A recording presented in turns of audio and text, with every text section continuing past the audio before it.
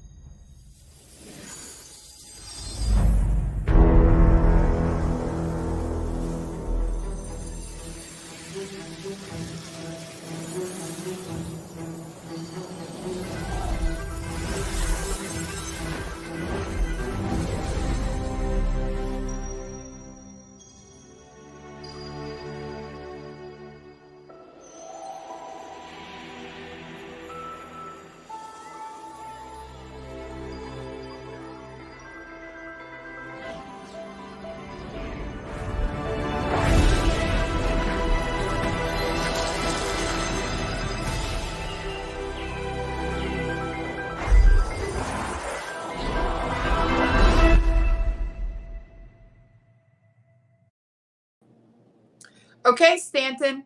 Producer Stanton is on my YouTube live stream. Hi, Producer Stanton. Hi, everybody. Okay, so I actually have two tripods pretty close together. Okay, see, now I'm looking at YouTube. Now I'm looking at Facebook. See how that works? And I don't know if I can pull this off because it feels a little peculiar to keep going back and forth between the cameras.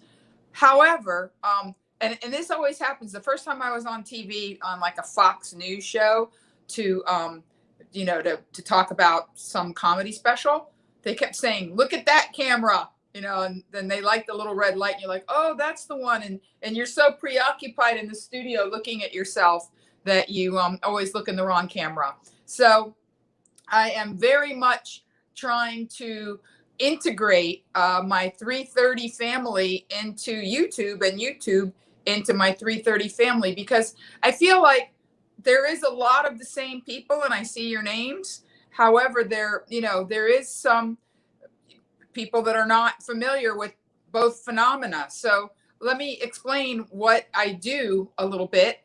And then thank you. I'm glad you love the lipstick. See, on the 330, which is more personal, I actually talk to the people because on Facebook Live, I can see the chat much easier on the screen. And there's 40 people that when I sign on at 3:30, they're waiting and they're there every day at 3:30, and we're on like day 263 or 4 or something like that of me going live every day because we need this.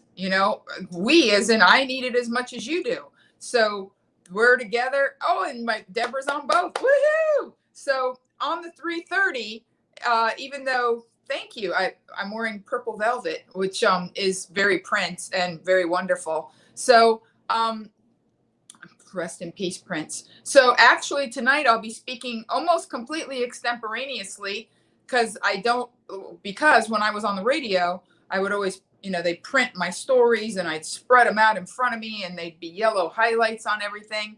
But since I started doing the live stream on Saturday night, and tonight's 33, and actually 3 nights I didn't do them, 1 for surgery and 2 for performances. So, that's 36 weeks I have put something on YouTube on Saturday night. Hey, Monica, I'm glad you're watching over there. Hi, Joan and David Caps. Oh, my goodness. David Caps is my friend from Coral Gables Senior High. So in Miami, I was class of 81. So do the math. I don't care. So, a little bit of history for my YouTube friends and a little bit of explanation for my Facebook friends. So on Saturday night, for many years, I did a show on KFI, and I used to tell people, I'm your Saturday night date. If you don't have somewhere to go on Saturday, well, guess what? Neither do I. I'm here in the studio. I'm your Saturday night date you can count on. And I loved that show. 8 to 10 p.m. We had fun. We played music. I talked about pop culture, very similar to Talk of Our Times. I've kind of brought it back because people said like, oh, I wish you had your Saturday night show now during COVID, which is how the live stream got started 36 weeks ago. And then Facebook Live got started a week after I landed from Australia. I can't even believe it. And I said I was going to do it for 40 days. I said, I feel like this is kind of like an invisible flood. And, where, 40 days, it's biblical. Is it confusing, Tina, to see me go back and forth? I see you on both screens, so it's confusing for me too. But it's not confusing in that when you're in a studio on a television show, there's cameras everywhere and they just light them and tell you like, look at that one, look at that one. And it's a skill set and I'll get better at it because it's very important to me to be where you're looking for me. Like, I don't want you to have to look. I want to be where it's easy for you. But YouTube gives me a lot of different things that I'm able to do, mainly because producer Stanton's available to help me through StreamYard, as opposed to Facebook Live, which is more informal, which is where I can say, hi, Richard, I saw you on both streams and, etc. So 3:30's been going on I've missed 3 days in 260 something days because I had minor surgery. And it means a lot to me, the 3:30 gang. So now YouTube people know who the 3:30 gang is. And, so the Facebook Live, I'm going to kind of focus on YouTube. Please don't take it personal, guys. I just wanted you to be aware of what I'm doing so that it's easy for you. If you're not on YouTube, you haven't subscribed, that's okay. We'll find a way to still find each other because that's what's the most important during this time, being the big time, what I like to refer to as the pause for the cause. And then during this time, the holidays, which I think a lot of people feel very isolated and, kind of, they need extra. We all need a little extra right now. I feel like there's not enough of everything you need. So I'm going to churn out as much fun and stories and positivity and love and commitment to keep showing up, because you guys keep showing up, and that's just the way it's going to be. So bear with me as I go through my stories because look, nothing up my sleeve, like no notes. I mean, I have my trusty notebook that I write in all week, and I have caffeine. But I have to tell you, I went with the Zevia cherry cola. I usually do cherry Diet Coke. It's kind of my one major vice in life. But I feel like during the pandemic, I've been babying myself a little bit. And I don't like to say pandemic. I like to say pause for the cause. But not everybody knows what that means. So now you know that means pandemic. Hi, Richard. I got your journals. I'll be delivering them. See, that's what the 3:30. We all know each other. And Richard sent me some journals to deliver to one of our 3:30 girls as a gift as I drive north to my mother in San Francisco. And also my mother to have a new journal because I've got everybody who knows me journaling. It's very important to notate how you feel during these times because life will play tricks. You will not remember your life the way it really happened. You'll remember it through like the lens of where you are in the present. Where you are in the present colors the past. Like if right now you're lonely and miserable, you might be sitting there going, you know what? Come to think of it, I've always been lonely and miserable. But that's not true.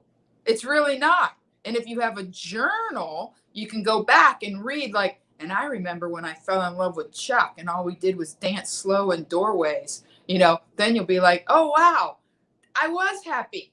I do remember what that feels like. I mean, Chuck's long gone now, but, I can remember what it felt like to be excited and to dance and blah, blah, blah.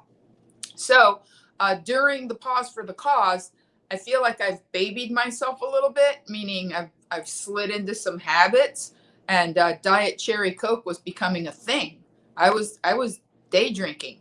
I was day drinking Diet Cherry Coke. It wasn't just on Saturday nights. I was starting to say like, well, it'd be nice, while I'm watching, by the way, I've become obsessed with the Great British Bake Off. There's a show about baking in England. And it's so, imagine like it has all the charm of Antiques Roadshow. It's in a tent. They have all the cooks are in this giant white tent that looks like knights could be in it. Okay, so you've got this giant white tent, and then all their little ovens and all they need to bake, and everything's green, and all of the B-roll is of like lambs and bees and foliage, and then in the backdrop is this amazing estate, right? Where like evidently the camera crew gets to live in the amazing estate while they're filming the show. And it goes on for 12 weeks and they're very nice. It's not like American reality shows where they're like, you can't bake, you know, like that's the way the cookie crumbles. Like in the United States, we would come up with some thing to say before the person gets kicked off the show. You would say some little cake pun, you know, like you can't have your cake and eat it too, out of here. But they don't do that. They just very politely say like, oh, we wish you could stay, but you don't really bake up to the standards of the chef. You know, like they're so nice that I don't even think the person knows for sure, like, am I getting thrown out of the tent? So I digress, but the show really is a great thing to watch during the holidays. There's just something homey, cozy, rich, luxurious. It's influenced me. I think that's why I'm wearing the purple velvet. I'm feeling very royal and regal. So, you know, you're watching this show, and I'm not going to lie to you. When I used to watch The Sopranos, all I wanted to do was eat pasta. Like, you just watch The Sopranos, and all you want is like, you know, you're like, oh, you know what? I'd love a good eggplant palm. You know, that means eggplant parmigiana. You know, eggplant palm. You know, or yeah, I got some pasta. You want me to heat it up? Like pasta, you want me to heat it up? Or of course the infamous gabagool, which is lunch, like delicious fatty lunch meats. You're like, oh yeah, I'm gonna go to Cetriel's and get some gabagool. So I got to be honest with you. Sometimes watching, I would have to turn off The Sopranos and make some spaghetti squash. Like I'd be like, okay, I'm not gonna dig in and have like a big super, like I'm not gonna have eggplant palm. Yes, Lori, my hair is super long. I'm gonna get it trimmed actually on Tuesday. See, that was me responding to a 3:30 because they always just kind of see me from here because I'm always holding the camera with my hand. It's never on a tripod. So anyway, if any of you watch The Sopranos or shows with a lot of food on them, that's just the one I saw with a lot of food. Like Mad Men doesn't have food. The Wire never made me want to take drugs. Certainly watching Breaking Bad, I had no interest in breaking the law or cooking meth. But maybe it's because my Achilles heel is food. When I watch shows, that's when I get all like, look at all the pasta. Or the Great British Baking Show. You can't even imagine the food or how gorgeous it is. So I found myself saying, hey, it's totally okay to watch. No, see, Felipe, the 3:30 group has conversations among themselves. Like Felipe Navas, who's a total regular. He's there every day. Totally love him. I've met him in person twice. He's telling me, don't cut your hair too short. No, Felipe, just a trim, no sweat. All 9 seasons on Netflix. Yes, Debbie, I've been watching the show. So I told myself, and think about what you've been doing. This isn't about me. Let's flip the camera. What have you been doing during the pause for the cause that you wouldn't ordinarily do, but you're like, well, I'm locked in my house, or I don't have any place to go, and nobody wants to play. So I'm just going to fill in the blank. I have a confession for you in a minute, but I reeled it back because I was starting this thing where I was like cleaning my house with the Great British Baking Show going on in the background and chugging Diet Cherry Coke. Like, what? So no more Diet Cherry Coke in the house for a while. And thank you guys. Everybody's complimenting. They never see me dressed up.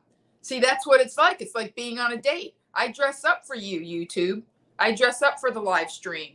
They always see me just like walking around the neighborhood with my hair in a pony and no lipstick because I've got to take my mask on and off. So hi guys, this is what I look like on Saturday night with my YouTube boyfriends and girlfriends. So cheers. Here we go.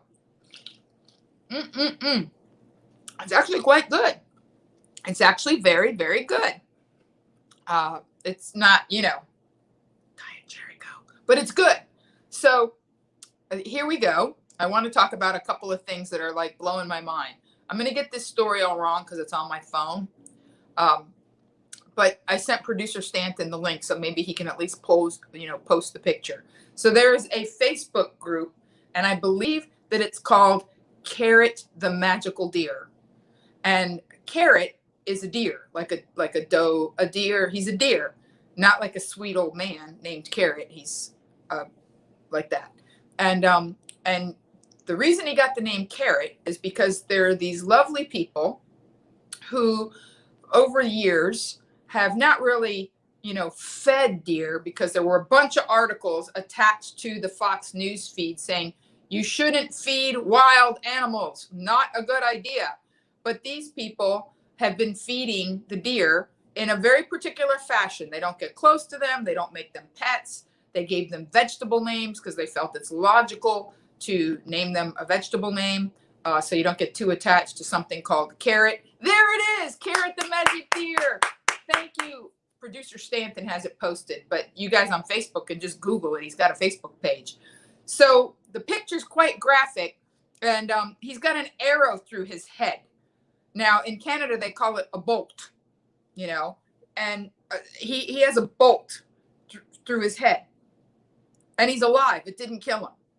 And not only is he alive, but after being shot in the head by humans, he's still loving, like he showed up. And by the way, Carrot is Carrot the Second, because these people noticed that when a female deer dies, that a buck will sometimes sort of apprentice, take under his hoof, another little deer.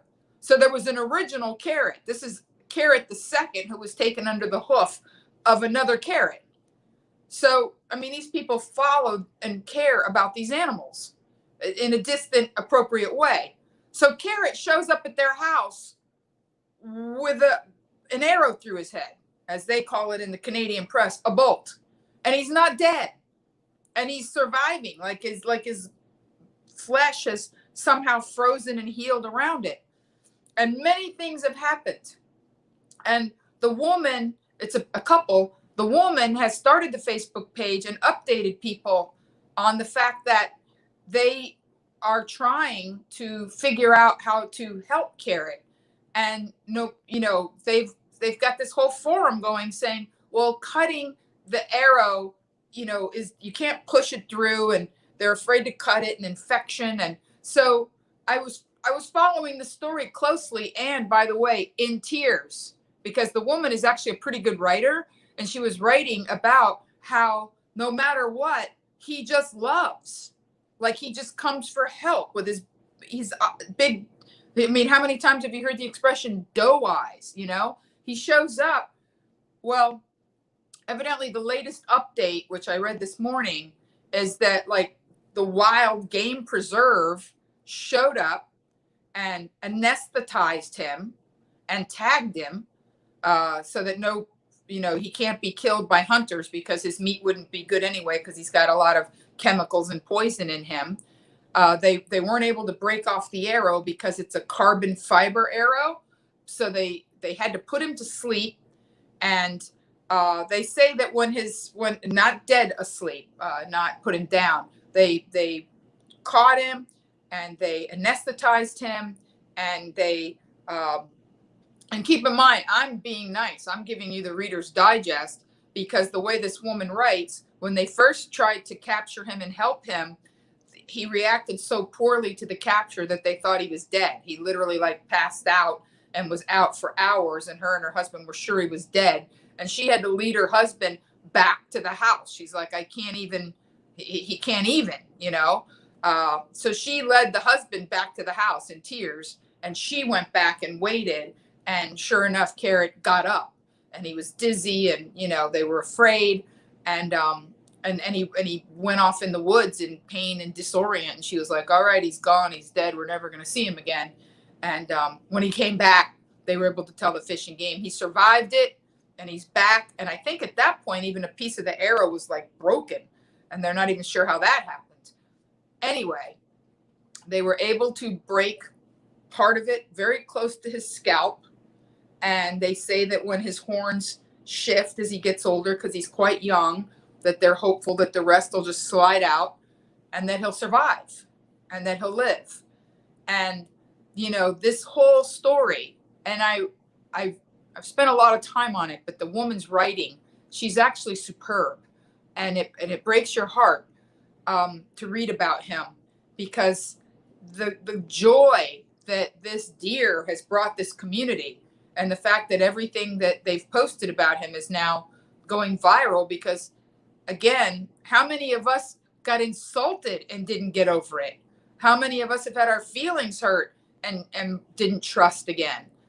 And that's why they talk about like an animal, like a lamb to the slaughter, which is a horrible thing. And I can say it because I don't eat meat, just fish. And I'm sure that fish don't like dying either, but I like to think it's not gruesome. Anyway, this deer is trusting and loving and grateful and continues to show up. And as of this morning, when I read the post, he's in a position to survive this for real, now that he's been, in my mind, sort of the symbol of everything that's right with the world and with humans and with animals and with hope. And, to me, I always look for stories for you guys. And I always try to say, like, what do I want to impart on Saturday night, And I never set out to say, like, I want to be positive or just talk about happy things. Like, it's not like that. I find stories that resonate with me. And then I'm just like, okay, this is a good story. It made me feel a certain way, in a way that I want to pass on. So, Carrot the magic deer. I think this could be your new Christmas thing. I think you could take the Facebook posts and the stories, and you could craft your own little narrative to share with your children and your grandchildren. And it's a real story, and there's pictures that go with it. And talk about when Oprah says a teachable moment, like, you can totally share, like, this is what life is about. It's about helping one another. If you can help interspecies, for sure, where there's life, there's hope. That's right, Tom.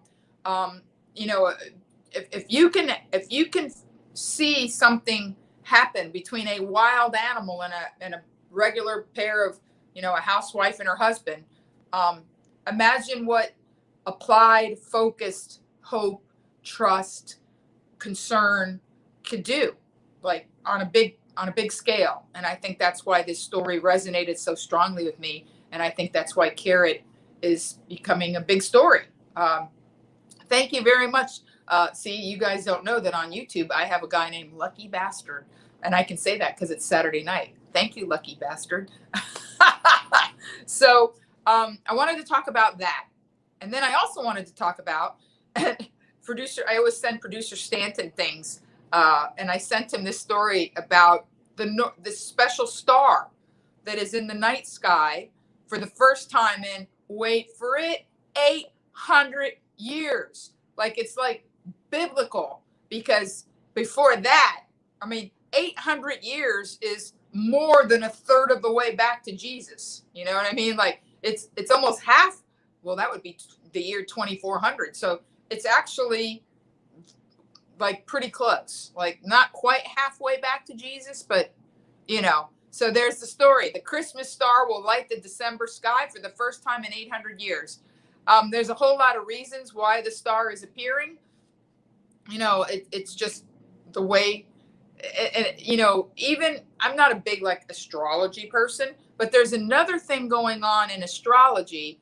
And again, I don't have my phone, so I apologize, where the planets are doing something that they haven't done in many, many years, where they've, like, all lined up in a particular way. It's not like the harmonic convergence. Remember the harmonic convergence? I think that was 1987, where all the planets were in a row.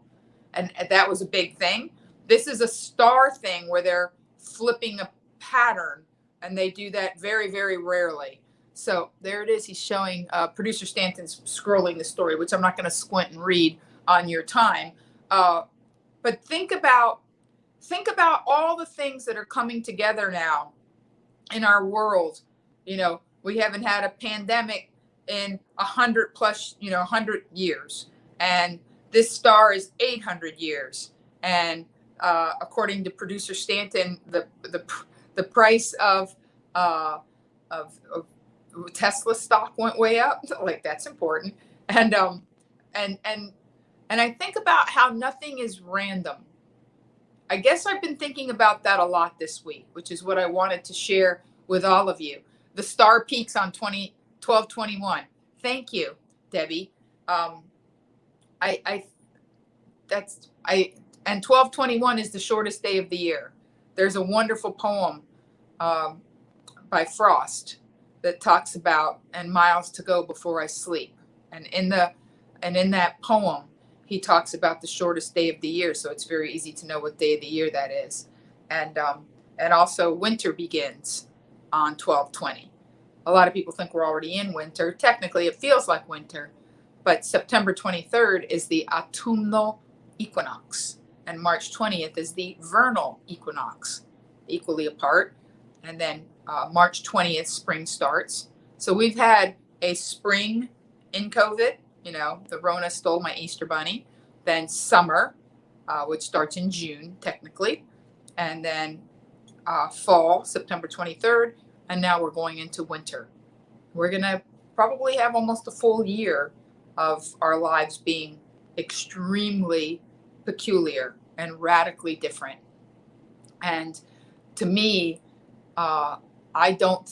me being peculiar and radically different for most of my life, I like to remind myself that Charlie Chaplin was born of the Great Depression.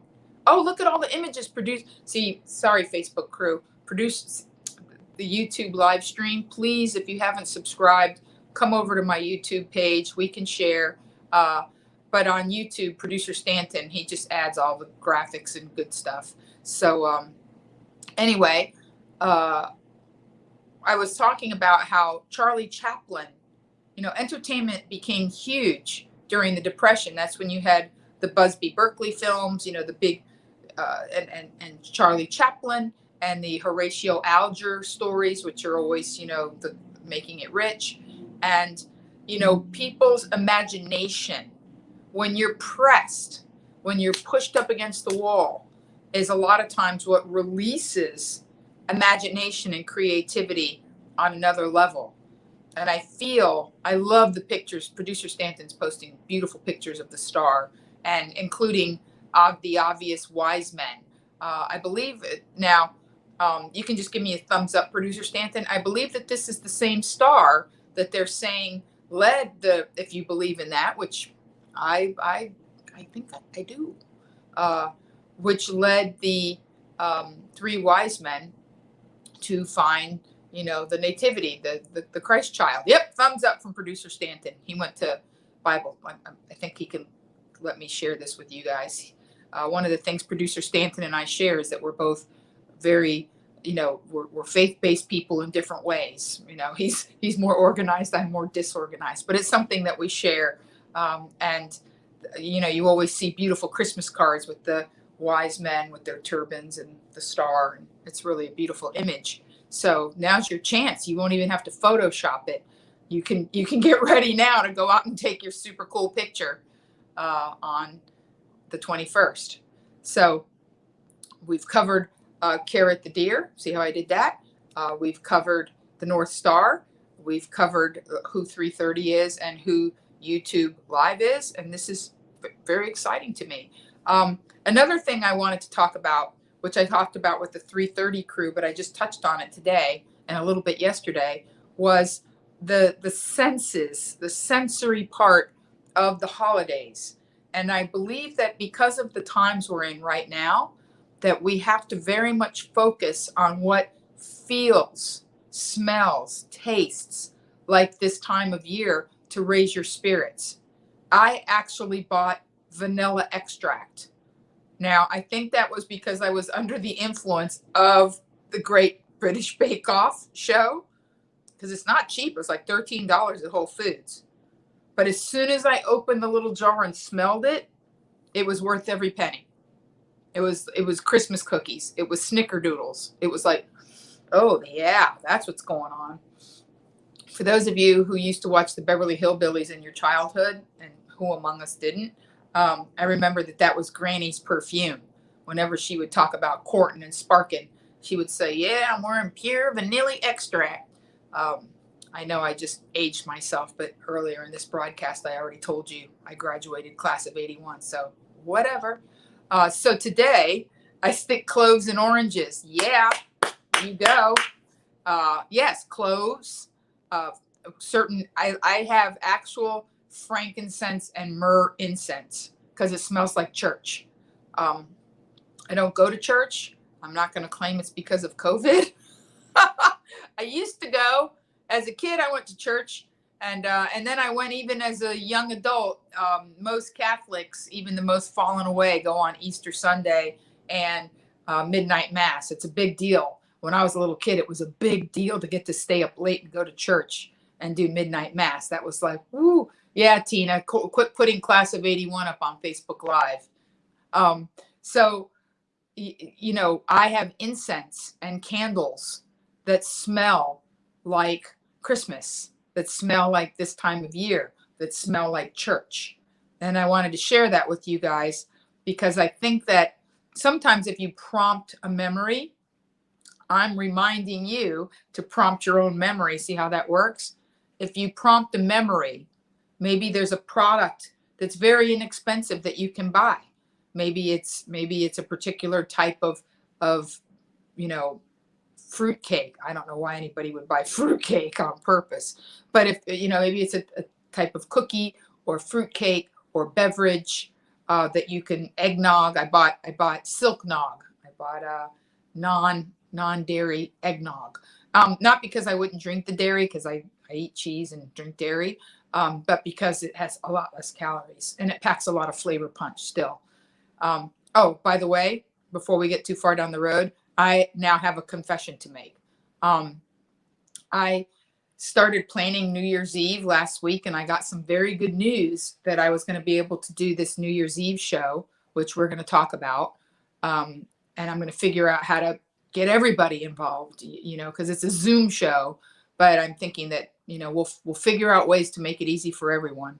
But I'm working in conjunction with a wonderful charity in San Diego. I did radio in San Diego. I have roots in that community. I wanted to do something local, Southern California. And so I was able to get together with a charity called All Hands on Deck. Hi, Kim. I have to say hi to Kim from Arizona. Hi, Kim. I've done a charity event in Arizona, and he showed up, and it was pretty lovely. So I'm doing a charity. I'm doing an event New Year's Eve. There will be two seatings, meaning, you know, two shows, separate shows. One will be at 6:30 Pacific Standard Time, and one will be, 6 Pacific Standard Time. That's 9 o'clock on the East Coast, and one will be at 8:30. So that's 11:30 on the East Coast for people that want to hit midnight with me and go till 12:30, or people in, you know, other parts of the country that'll hit midnight by themselves or with their family and loved ones. So there's 250 Zoom screens available per show, because we're not going to use the big giant corporate where you can have as many people as possible. Lucky bastard, my credit card is ready. Well, thank you.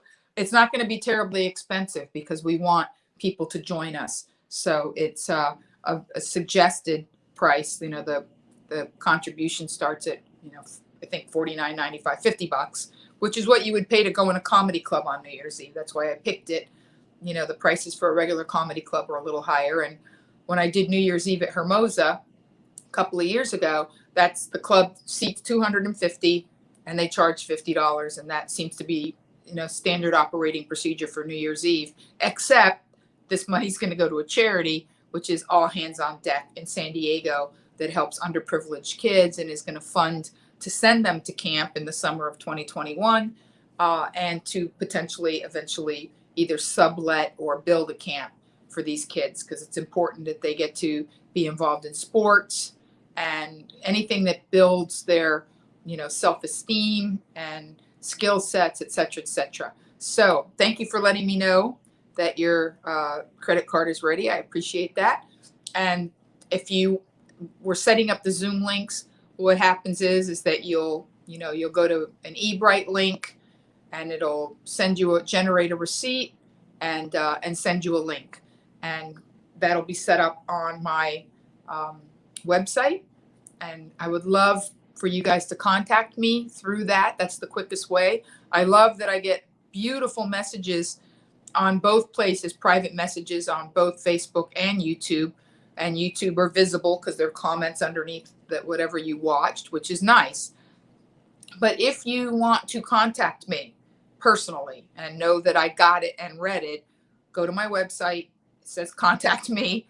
There's an email that's attached specifically, so I know that's where it came from. And I've had several people in the last few weeks, I think probably because of what's going on in the world, send me beautiful emails that I did read and I will respond to. One of them I haven't responded to yet. I'm not going to mention the man's name. He lives in Birmingham, Alabama. He is a fan. He may be on one of these two feeds. And he let me know that he lost his wife a few years ago during December and lost his daughter as well. He lost I believe the daughter passed first. He lost his family in December, 2 different Decembers. And he was saying how my work and watching me has been wonderful and uplifting to him. And I'll do my level best not to tear up when I talk about it. But that kind of personal interaction, you guys have no idea how much it means to me, and that I do read it. And, you know, there may come a day where I don't have the time to read everything that comes to me. What a great day that will be. And then I'll get people who think like me, maybe my 2 nieces, to read it and say, Auntie Monique, you really should pay attention to this one. It's a little different than the usual. And that day will also be a day that I look forward to in some ways. But in this now, it seems almost bittersweet to think of a future where I can't sit on my couch and tear up at somebody letting me know what something meant to them. And I say this because I'm challenging you to send someone an email, to send someone a message, to text someone that you lost touch with. Because the unexpected out of nowhere is at the right time, when somebody's spirits are flagging, when somebody feels like this time of year they don't have any place to go. And even if there wasn't COVID, they don't feel particularly welcome, even at the places that they do have to go. Let's be honest. Not every single thing wrong in everybody's life is COVID. It isn't. And sometimes this time of year shines a spotlight like the North Star. See how I brought that around? See how I did that? Every 12 years, you get this, every 12 months, you get this bright light that says, where are you spending Christmas Eve? Who are you kissing on New Year's? Guess what? Moi? No one. I will be on Zoom with you guys. I'll be blowing air kisses. Mwah. Thank you. Mwah. Mwah. Thank you so much for being with me. Mwah. I'll get close to the camera. And you know what? That's probably the best option. All right. So I had a slate of things that I wanted to talk to you about. That was the sense in my mind. I'm going through the checklist in my head. Number 1, I wanted to talk about the North Star and Carrot the Magic Deer. Those are actual stories that I wanted you to look into. Then I wanted to talk about senses and being connected immediately with the most visceral part of you, which is your 5 senses, and using that quickly. And now I'm going to tell you a little story about how that works, the 5 senses. I love music. Anybody who knows me knows I am bananas over music and movies, and especially old movies. I actually found a DVD of Napoleon Dynamite in a thrift store today, because yes, I do Christmas shop in thrift stores. And because, again, charity, one of them benefits the free clinic in LA, and the other one benefits Out of the Closet, which is, free AIDS testing. And, the immune deficient community is particularly concerned because, the pause for the cause could pause them permanently. Like nobody will hit play and get them started back up again. So I found a copy of Napoleon Dynamite for $1. which I bought because neither one of my nieces. Now here's a mind blower. Napoleon Dynamite came out in like 2004. Like what? So my 19-year-old niece and my 17-year-old, soon to be 17-year-old niece, have never seen Napoleon Dynamite. Guess what we're doing Christmas Eve? That's going to be good times. So as I was driving around today, getting smells and last minute little gifts and feeling joy. And as a matter of fact, I ordered food for Christmas. Everybody in my family kind of has everything.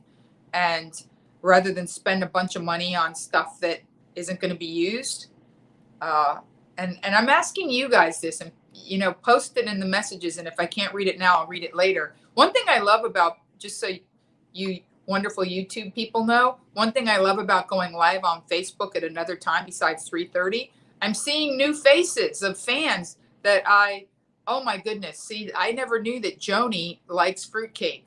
Yes, Joni, shameful. But some people do. And I've never seen Annette Lilypad watch me, and Kim Murray, who's my friend a good friend of a long time from Arizona. So I shook it up a little and got some rewards. Thank you, Producer Stanton, for letting people know. Also, I'm on Instagram. I can't do Instagram Live. That would just blow my mind if I had 3 cameras going at once. That's just too. But I think I'm doing okay with the 2. I think I'm kind of not feeling so weirded out. Okay, back to food. We started with the Great British Bake Off, and we're going full circle. But first, a wonderful sip of my cherry Zevia. It's not Diet Cherry Coke filled with chemicals that I love. It's like a tick better. Fruitcake, yum. Betty Boop. Betty, oh Betty. So there's a Puerto Rican restaurant. And again, this goes to supporting small businesses. There's a Puerto Rican restaurant in North Hollywood called Mofongo. Now, I don't want you to think I'm cursing in Spanish. Mofongo is a real word, and it is like a Puerto Rican tamale. It is a base of, they get the dry plantains and they scrub them into a meal. Instead of cornmeal, it's like a plantain meal.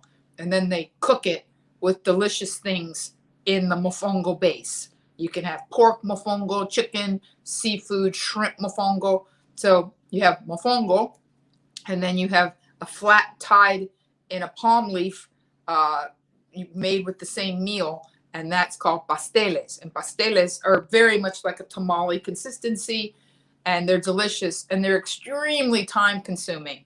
And I remember as a child watching the women in my family make pasteles. It was a 2-day operation. They had to cook the pork, and they had to cook all the spices and reduce it down and cut it into, maybe it was a little bit like the Puerto Rican Bake Off. I mean, it was very time consuming. And they have olives, and they have chickpeas, and, big garbanzos. We call them garbanzos. We don't call them chickpeas in Spanish. And they had all of this stuffing and raisins, and they were fat. And then they put them in a palm leaf, and then they put them in this special paper. And then it was just like a little package, like gift wrap, pasteles. And then you boil them in hot water. That's how you cook them. And then you eat them. And they're awesome. So they're very time consuming. They're not cheap. They're like $4.99 a pastel. They're a little bit cheaper if you buy them by the dozen. So A, I get to support Mofongo. B, my mother's going to be bananas happy. So I called and I ordered a dozen pasteles. That'll be frozen. I'll go right into a cooler to be driven to San Francisco. That's right, the Puerto Rican Bake Off. So I bought shrimp mofongo for me, and red snapper, which is an East Coast fish. They have to import it. It's very Miami, the red snapper. So I got red snapper and shrimp mofongo, and I bought pasteles and yuca. I forget what yuca is called in English. Cassava. It's cassava. It's a little bit like a potato, It's a root vegetable and it's delicious. Oh, look, producer Stanton put up the pictures. So I'm basically buying my family a Puerto Rican feast, like the old ladies that are all tits up. And when I say tits up, you should have seen some of the Shimbolskis in my family. Like my grandmother's bra, I've said this before on the air, my grandmother's bra was so big that my two brothers would put their heads in the cups and make jokes about being able to be under my grandmother's bra at the same time, the two of them. I mean, I don't think they could do that maybe as adults, but when they were, teens, they could still do it. And my other grandmother, who we called Abuelita, she was my great grandmother. She was a little bit like Yoda without the green eyeshadow. She was just a tiny little wrinkled person with giant Shimbolskis. I mean, just like, and so even though they were on opposite sides of the family, holidays and Puerto Ricanness would unite them, and pasteles would ensue. And again, it's been years since we've had this kind of a feast, but I felt that it was important during this time of year to really step up and step out and get something special. See, it doesn't have to be, like, oh, we have COVID, so let me, buy this expensive gift. I mean, all of that food isn't inexpensive, but compared to me showing up and saying, all right, here's your Christmas gift, bitches. I don't know what to get my brother, so it's, it's good. It's a good thing. And it falls in line with that, everything else I'm talking about. It's nostalgic. It tweaks the senses. It makes you feel whole and holy. It's food. And so now I want to talk about music.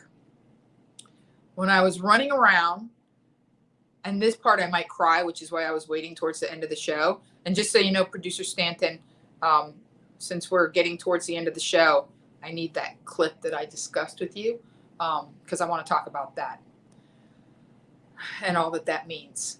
So next Saturday night, I'll be doing the show from my mother's house post-Christmas.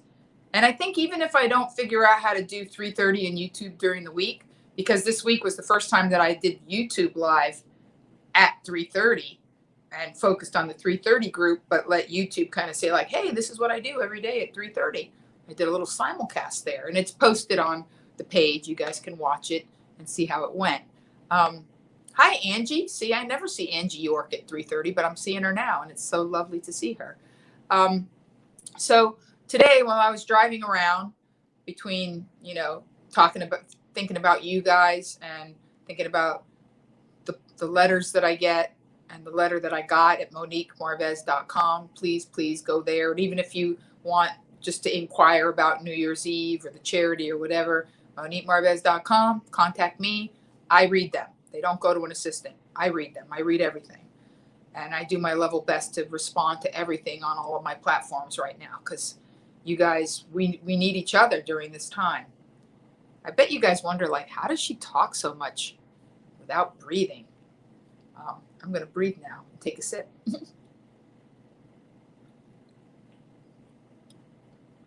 Actually, I'm getting used to it.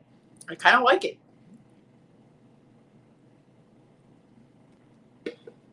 So I was driving around and I thought about some of the people on the 3:30 are my friends now, but they started out as people who saw me when I was a road comic.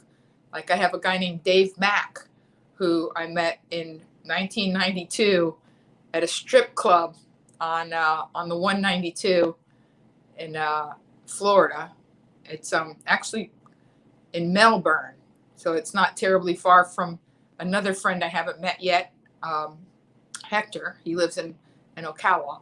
But in Central Florida, it's a peculiar part of the world. It's a wonderful and peculiar part of the world. It's like equal parts. You have Yankee baseball camp and Okeechobee in this, not that far apart. So I met Dave in 1992, 93, when I was playing a strip club called Bare Assets. And I loved it because I could commute from Miami, and they paid me very well because they wanted it to be more than just a strip club. They wanted it to be more like a cabaret or like the old school strip clubs where they had, you know, music and more vaudevillian, let's say. And I was thinking today that there are people, my friend Rip Phillips, you know, that I met at the beginning of my comedy career through comedy. So I'm differentiating from people that I knew before comedy, that I went to high school with, or that I worked with, or knew, or loved before I was ever a comedian. But people I met specifically through performing that show up on the 330, we have a 28-year history. I've been doing this for 30 years. May 30th, 1990 was the first time I set foot on stage. And today I got a text from the house MC at Coconuts in Miami, Florida, who was the house MC in 1990, when I was an open micer, named George. And I will tell you a story about George another night when you know, it's not near the holidays because it's kind of dirty, but it's hilarious. Maybe I'll tell it near New Year's because it's kind of racy. But George texted me today that, and we're not even that close. Like, I hadn't seen him in 27 years. And then we worked together on a Carnival cruise ship after 27 years. But I was touched in that he said, you haven't really changed. And you're still that sort of faith-based, follow your own star, 800-year star kind of girl. And he told me today that someone he loves very much is in a coma from a double kidney transplant and on a respirator, and that it, you know, it's tough going. And I responded immediately in the text, keep the faith, and that they're still here, which means they're still fighting. And I felt in my heart, you know, what I call the voice, like, they're going to be okay. They're going to make it. I said, they're going to make it, George. Keep the faith. And I thought about, you know, having 30 years into something, a friendship, a marriage. I don't have 30 years into a marriage. I don't have 30 years into my children. I don't have 30 years into anything but this, whatever you want to call this thing that I do. And so today I was driving around, and I'm glad I have less than 8 minutes left because I'm pretty sure I'm going to cry now or close. And I thought about when I saw Bruce Springsteen for the first time in the fall of 1979. Like, let that percolate in your head.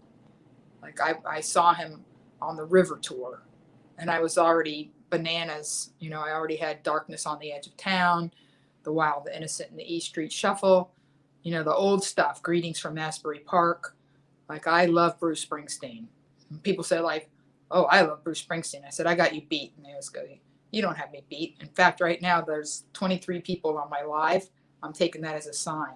23 is my lucky number because my birthday is September 23rd. And I have the same birthday as Bruce Springsteen, 23, September 23rd. And I tell people, I knew that I was going to love Bruce Springsteen so much in this lifetime that I laid in my mother's stomach like a plank. George, oh, I almost said your name, George. I'm so sorry. Well, I'm just going to say it. George Solano is my friend that I just talked about. Like, oh, my mind blown. George, I just talked about you.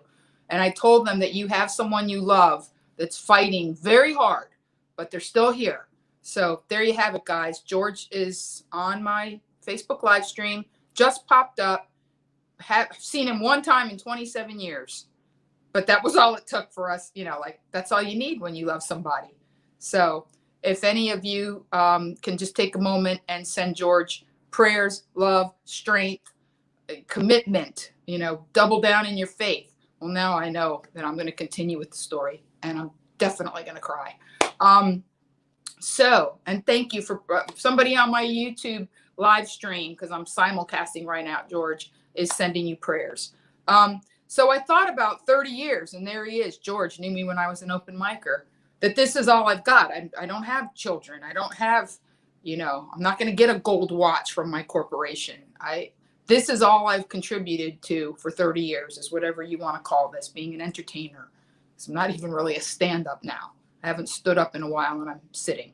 And I sit in radio studios, and I sit when I'm writing for TV. So anyway, but I thought about how much I love Bruce Springsteen. And I've cut away a lot of my subscriptions because it's COVID and I'm being careful. And I got a free SiriusXM 90-day trial when I got my car serviced. They sent me an email and said, "Hey, we saw that you got your car serviced and we're going to give you a 90-day trial." And so I pretty much just go between Seriously Sinatra and holiday classics. I mean, I listen to other stuff, but it's like Sinatra, holiday, Bruce is the presets. That's it. Like bam, bam, bam, bam, bam. Because, you know, just like people say, know your audience, know what works for you, know what warms your heart. So today I was listening to Bruce, and he started this long, soulful harmonica song. And I thought, this guy's YouTube name is Cover Me, which is a Bruce song. And he's telling me how much he loves Bruce. And I started thinking about how what is behind us is not important. And I'm going to reference that in a minute in a bigger, better way on my way out, you know. And this long, soulful harmonica solo started. And I thought for sure that it was going to be, you know, another song that starts like the Thunder Road, but it wasn't.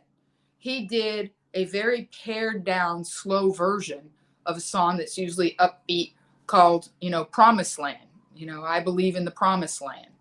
And the song's a great song. The lyrics, you know, I get up to live the, you know, I get up every morning, go to work each day, you know, and he's talking about how he tries to live his life as a good person.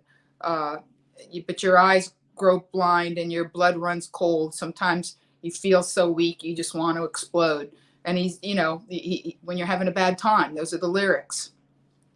But then he comes around, and this is a super slow version that I never heard anything like it. So soulful. And because the chorus says, well, the dogs on Main Street howl because they understand if I can take this moment into my hands. Mister, I ain't a boy. No, I'm a man. And I believe in the Promised Land. And the way he said it, I thought, you're not a boy and you're not even a man. You're an older man. You know, I'm 58 years old. I already told you I graduated class of 81. Do the math. I don't care. I am 58 years old. And I've been listening to Bruce Springsteen since I was a junior in high school. He is the soundtrack of my life, the backdrop, what I listen to in extreme elation and incredible heartbreak. I worked out to Promised Land. I've run to it. I've done aerobics to it. I've worn Jane Fonda leg warmers to it. And I thought about how it must feel to have seen so much and to say, I'm not a boy, I'm a man. But in your soul, you're knowing, and not a young man, not a young man. I'm a man, and I believe in the Promised Land. And hearing it with soul, because clearly he reinvented the song to fit the times in which he's living, in which he's feeling. And a lot of times on SiriusXM, if you have a newer car, you can flip and it'll show you when it was recorded. You know, you'll see the little graphic and it'll say like live performance. And I've heard live performances from a concert he did in San Francisco. Oh, somebody just said, I thought you were in your 30s. Please. No, I have good greasy spick skin. I have that Puerto Rican pastele skin. So, you know, I've been listening this week to a concert he recorded in San Francisco, December 16th, 1978. And you hear the energy. You hear, you know, Rosalita, Jump a Little Lighter, or Born to Run. He had just started running. And here we are 42 years later. And he's soulfully saying that I believe in the Promised Land. I do believe in the Promised Land, and I believe in us.